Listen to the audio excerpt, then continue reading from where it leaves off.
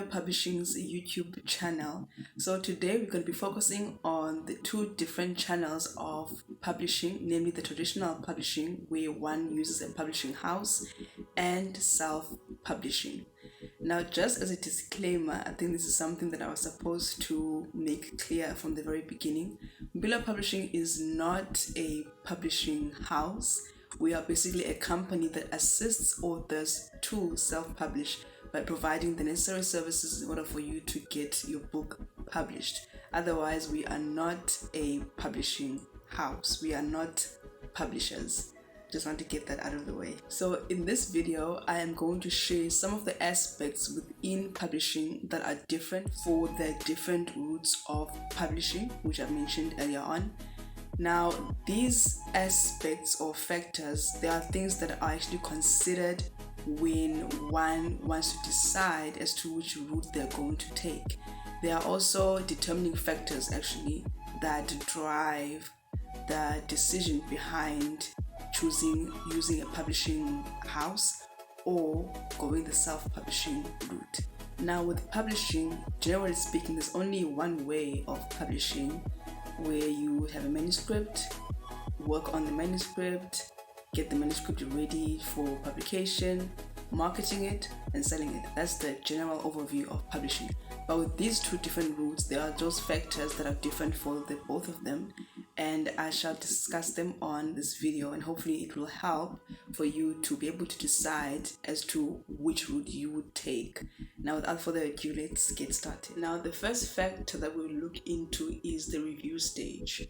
For both routes, there are those similar things that are looked into during the review stage. For instance, the quality of the writing of the manuscript, the subject of what is being talked about on the manuscript, whether it is interesting. So those are just basic things or general things that are looked into for review stage with both routes, right? But the one thing that the traditional publishing houses do, which self-publishing doesn't look into, is how broad the potential audience for the book is. And that is mainly because of needing to make sure that there are guaranteed sales for the book.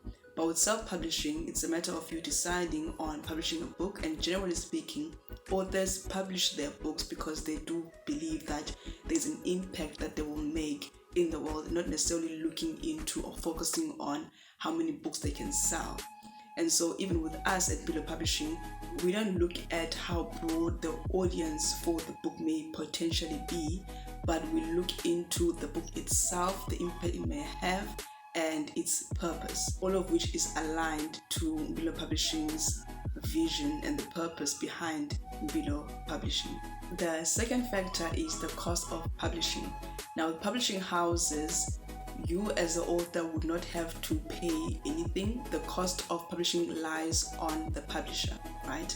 Now, with self-publishing, on the other hand, you as the author would have to pay for each and every single service that's required in order for you to get your book published. So your editing, proofreading, book cover designing, your typesetting or layout and design for inside the book, all of those things will have to be paid by you as the author.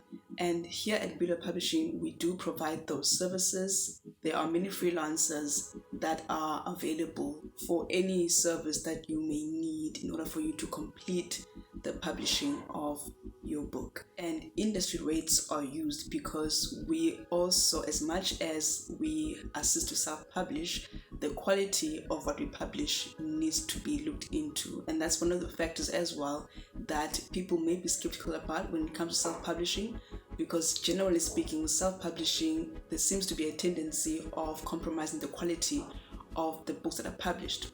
And so with us, we use freelancers who are experts, who are professionals, to ensure that the books are at the standard of a publishing house.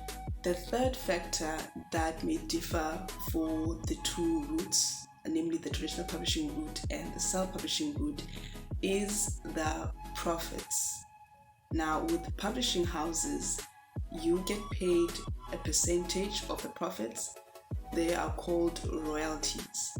So you don't actually get 100% of your profits, but you get a percentage, which is called royalties, for every time there is a sale of your book.